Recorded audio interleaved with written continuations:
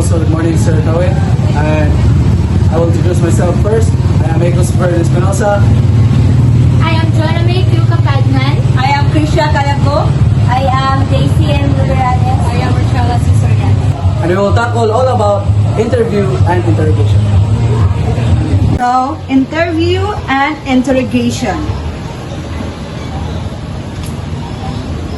Interviewing. A conversation with a person to gather information, opinions, or perspectives. The primary goal is to understand the individual's experience, thoughts, and feelings.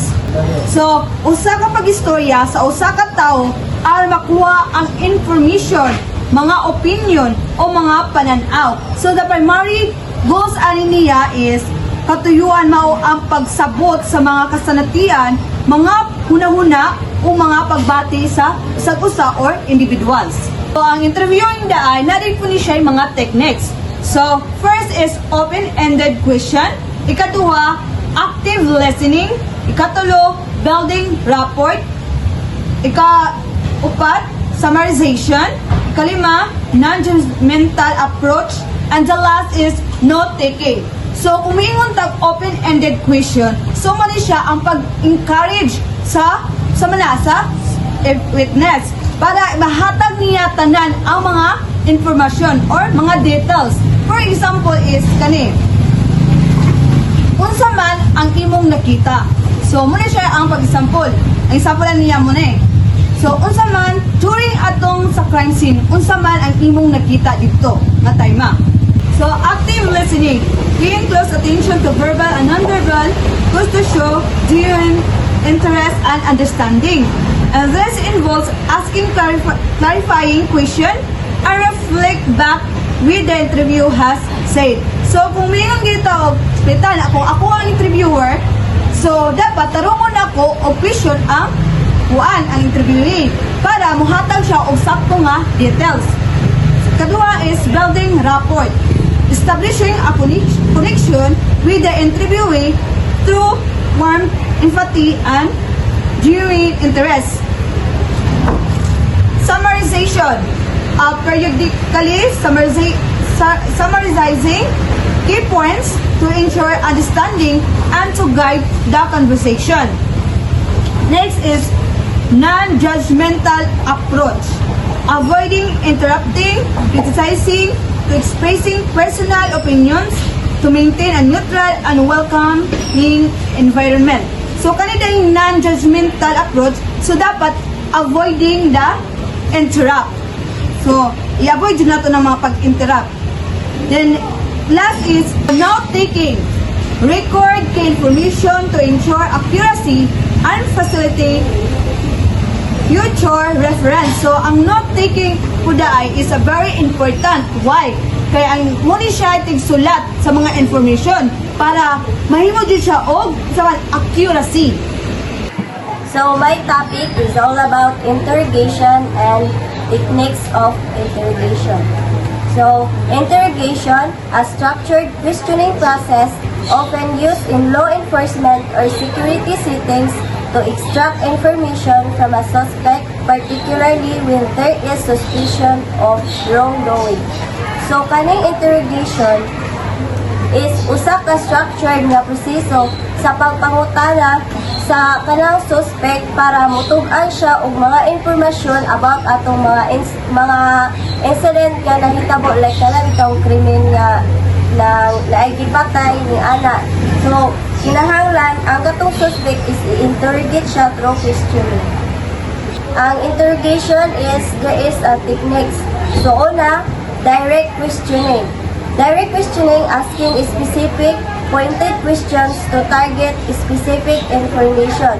So, kaning direct questioning is kanang pagpangutana into direct point bitaw sa usa ka suspect para makuha nimo ang informasyon na imong gusto.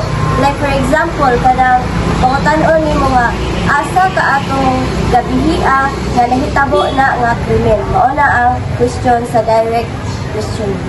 So, leading questions. Phrasing question to suggest desired answer. So kani is kanang una nga imong ipangutana sa suspect. For example, kanang naa ba ka atong tayma nga nahitabo tong nga crime scene. Mao na ang una nimong ipangutana sa suspect. So next, pressure tactics. Using psychological techniques to induce stress or discomfort, aiming to force a confession or elicit information. So imuhang i-pressure ang usa ka suspect para makuan dito siya ma-discomfort, para mutugan siya kung unsa gyud tinuod nga nahitabo. Then next is deception. Using false information or misleading statements to gain an advantage.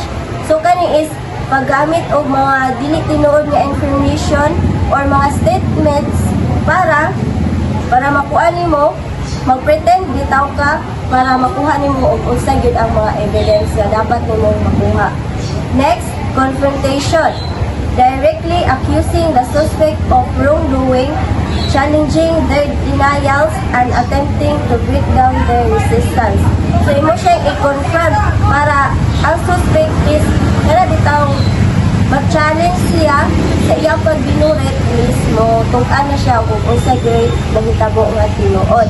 Next is good cop or bad cop. So kani a technique where one interrogator plays the role of a sympathetic figure while another is more aggressive, aiming to manipulate the suspect emotions. So kani is kanang for example, na isa ka interrogator nga kana bitaw maayo butan kanang maluoy bitaw, samtang ang isa is kanang agresibo or kanang mga isog bitaw para makuan ang manipulate mo ang suspects ay ang mga emotions. Key distinctions. So purpose.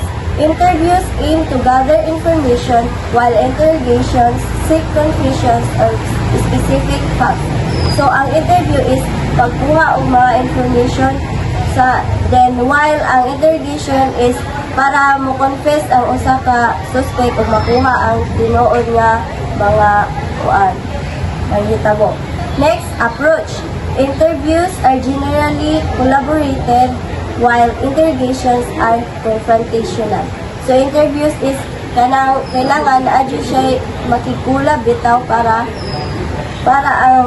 ang katong witness is makakuha jud og mga information nga sakto kay na siya collaboration. Dayon ang interrogation is pag-confront sa isa ka suspect. Then next, legality. Interrogations often operate within legal boundaries that protects the rights of the suspect, while interviews aim for voluntary cooperation. So kani interrogations is operate with legal boundaries para maprotektahan ang usa ka suspect. Then interviews is pag-aim sa voluntary cooperation nga ang katong witness is voluntary siya nga siya mo mutukan o basta iyang nakita. Interrogation techniques. The read technique. The read technique is widely known and controversial interrogation method developed by John Reed. It's a structured approach that aims to extract confessions by applying psychological pressure and manipulation. So kaning read technique is nilhan ni siya og controversial and interrogation nga gidevelop ni John Reed. So usa kini ka structured nga paagi nga nagtumong sa pagkuha sa mga gamit sa psychological pressure o manipulation. So next, we have the key elements of read technique. First is the accusatorial approach. The read technique begins with an assumption of guilt directly confronting the suspect with accusation and evidence. So kani accusatorial approach is kaning read technique nagsugod siya sa usa ka assumption of guilt nga nagdirekta nga nagatubang sa suspect sa akusasyon o ebidensya. Next is the psychological pressure. It is uses technique designed to induce stress and discomfort such as prolonged questioning, isolation, and threats of consequences. So kani is psychological nga pressure kini nagamit sa mga technique nga gilaraw aron mapukaw ang mga tensyon o pagkadili komportable sa mga dugay na pagpangutana nga pag-inusara o mga hulga sa mga sangkutanan. Next is the team development. It is interrogator develops a narrative that explains the crime and presents the suspect's involvement in a way that minimizes their culpability. So, theme development ko sa pag-uswag sa tema. Ang interrogator naghimo ko sa narrative nga nag-explain sa krimen o nag-representa sa mga pagkalambigit sa suspect sa paagi nga pagkaminos sa ilang mga their culpability. Next is the criticism. The read technique has been heavily criticized for its potential to lead to false confession. So kaning criticism is pagsaway. Ang read technique is gisaway siya sa katungod sa potential ini nga musangkot sa mga bakat nga mga confession. Direct questioning involves asking clear specific questions that directly target the information the interrogator seeks. It's a straightforward approach often used in combination with other techniques. So kaning direkta nga pagpangutana is naglakip sa mga pagpangutana sa tin-aw nga question nga nakadirekta sa mga kasayuran nga gipangita sa interrogator. So kini usa ka prangka nga pamaagi nga gigamit sa kombinasyon sa ubang mga teknik. So I am the next reporter. So my topic is all about controlled confrontation.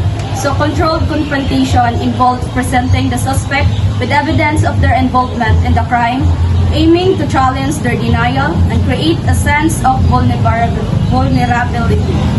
So kaning controlled confrontation is usa ka pamaagi nga gigamit sa interrogation diin ang suspect ipakita ang mga ebidensya sa ilang pagkasangkot sa usa ka krimen. So ang goal nila is mapagawas nila kung unsay mga hinungdan para ay haron masulbad ang usa ka problema kung unsay nahitabo atong krimen. So key aspect, evidence presentation. The interrogator present evidence such as witness statement, physical evidence, or forensic findings to demonstrate the suspect involvement. So, ang interrogator nag-present sa ebidensya ang witness statement or mga pahayag sa witness, physical evidence, forensic findings, aron ipakita ang pagkasangkot sa suspect. Next is denial challenges. The interrogator directly challenged the suspect denials, highlighting inconsistency in their story or pointing out the weight of the evidence against them. So, ang interrogator, gidaritang gihimo niya nga ang giingon or gipaistorya sa suspect, gipakita dire ang gipang istorya or kwento sa suspect nga wala nagtugma sa bugat nga ebidensya laban sa iyaha. So next is psychological pressure. So psychological pressure, the confrontation aims to create a sense of hopelessness, making the suspect feel trapped and more likely to confess.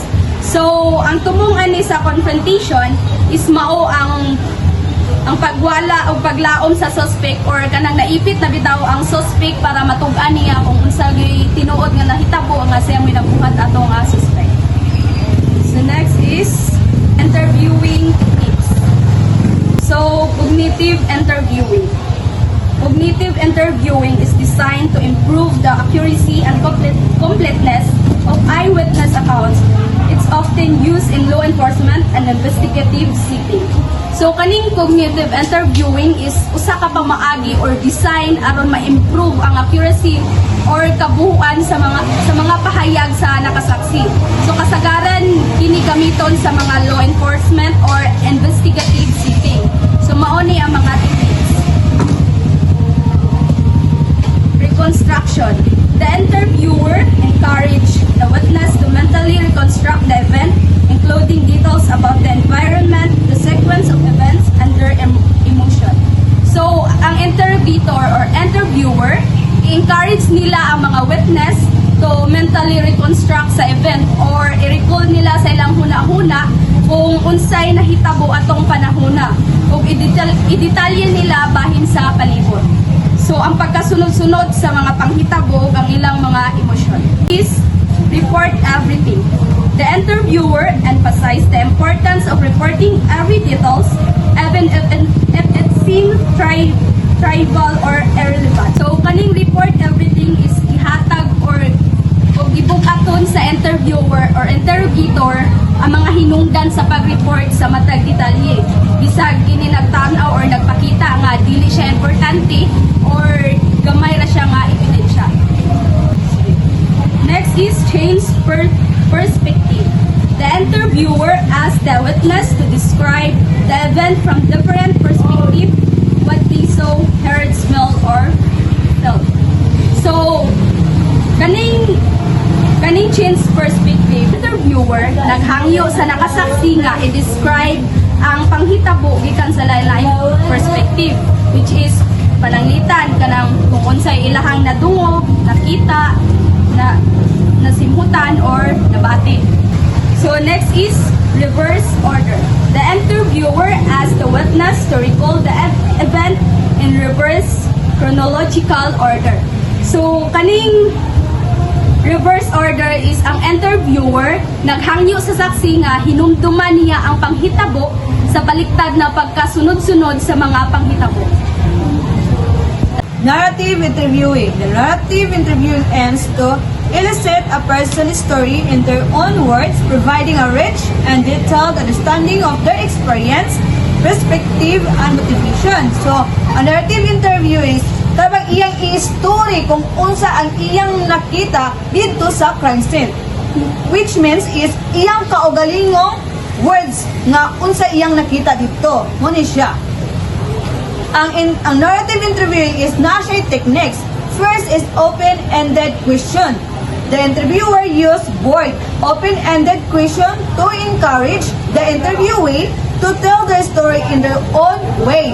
So, muna akong giingon nga, ikaw nga interviewer, so dapat imong i-encourage ang interviewee to tell sa unsay mga panghitabo. Siya. Ikaduha is minimal interruption. The interviewer avoids interrupting an interviewee's narrative, allowing them to fully express their thoughts and feelings. So, ang gipasabot ani is, ikaw nga interviewer, dapat i-avoid jud nimo ang mga interrupt sa interviewees. So, para ang interviewee mo express jud niya, iya jud itug-an tanan or iyang i-detail tanan kung unsa iyang nakita dito sa crime scene. Siya dapat i-avoid ang interrupting. Ay katuloy is active listening. The interviewer pays close attention to the interviewee's story, seeking to understand the nuances of their experience. So, dapat ikaw nga interviewer, dapat hagtagaan nimo attention ang interviewee. Kaya ang interviewee, siya may muhatag og details or information kung unsa ang pangahitabo dito. Last is follow-up question. The interviewer asks follow-up question to clarify details, explore them, gain a deeper understanding of the interviewee's narrative. So, follow-up question. So, human imong pangutan na dito na dahil nimo ang follow-up question. So, imong ikuan ba kanang iklaro jud nimo kung unsa ang mga panghitabo dito.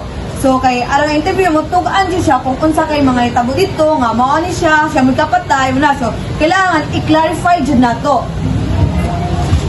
So, morning everyone. I am the last reporter, and the report is all about rapport-based questioning. So, as you can see here, rapport-based questioning focuses on building a trusting relationship with the interviewee to encourage open communication and elicit more truthful and complete information. So, in this topic, rapport-based is the interviewee. Example, ako, I have some interviewer. So, the interviewer will build a trust to build a relationship for the two. So the techniques, number one, empathy and validation. So the interviewer expresses empathy and understanding for the interviewee's perspective, validating their feelings and experiences. So, example, ako ang interviewee, na ako rin, interviewer. So, the interviewer will mag-show siya o kanang empathy and understanding towards me. So the next of the empathy and validation is the non-judgmental approach. So the interviewer avoids expressing opinions or judgments, creating a safe and supportive environment for the interviewee to share their thoughts and feelings. So in this topic, the interviewer avoids expressing opinions or judgments. So dili kita sa mga interviewer, dili kayo ta mo dagdag og mga storya, dapat focus lang sa unsay topic ninyo ang pasiyan sa interrogation. So the next is active listening and reflection. So active listening and reflection, the interviewer active listens to the interviewer's responses, reflecting back their words and emotions to show understanding. So in this slide, we have to focus on what the interviewers or the interviewee expresses, so that we can know their emotions and what their answers. So building trust. So this is very important, building the trust. The interviewer focuses on building trust by being honest, respectful, and consistent in their approach. So the way you speak, the way you question, the way you answer, it must be honest, and you must respect the interviewee's reaction and the interviewer. So the last is the applications. The rapport-based questioning is particularly effective in situations where the interviewee may be hesitant or reluctant to share information, such as therapeutic settings, social work, or investigative interviewers. So in the last slide is the rapport-based questioning. The interviewee must be dili siya kanang hesitant to answer the questions and to have a building trust and focuses, alternative hearing, and that's all of my report. Thank you. So, conclusion. The conclusion of an interviewer or interrogation is a critical juncture. It represents the culmination of the gathering process and sets the stage for further action. Whether the goal is to gain information, build rapport, or secure a confession, a successful conclusion is achieved through a combination of careful observation, strategic questioning, and a commitment to professionalism and ethical conduct. So the conclusion is, ato sa ipasabot kung unsa ni ang interviewing or interrogation. Kung when we say interview, so ang atong interviewer is only witness. Kung may tab interrogation, so ang atong ikuan po ang suspect.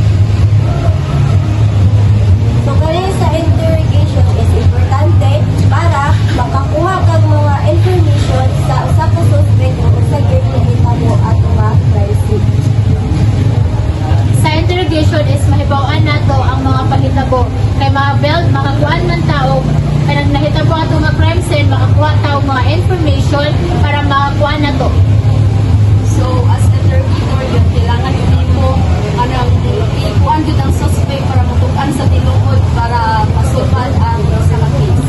So kung ang kwanpod ang usa ka officer or police officer, kinahanglan po siya nga naa siya relationship about sa ato ang interviewee. Kay kung wala interviewee, dili siya makahatag og details or di siya makahatag og information about ato unsa nga nahitabo ato nga crime scene. So that's all. Thank you.